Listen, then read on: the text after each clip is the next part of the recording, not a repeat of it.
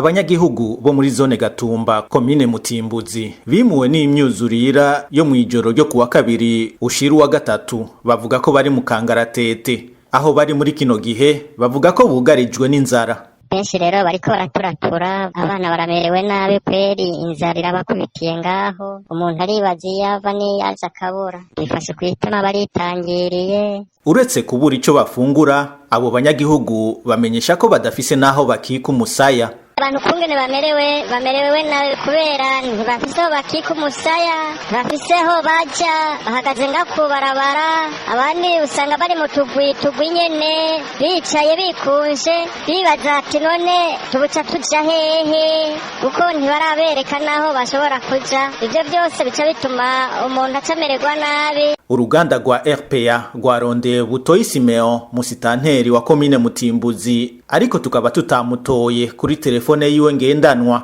Abo banyagihugu bo muri zone Gatumba komine Mutimbuzi mu ntara ya Bujumbura basaba leta hamwe n'abandi bagira neza kubagarukirako.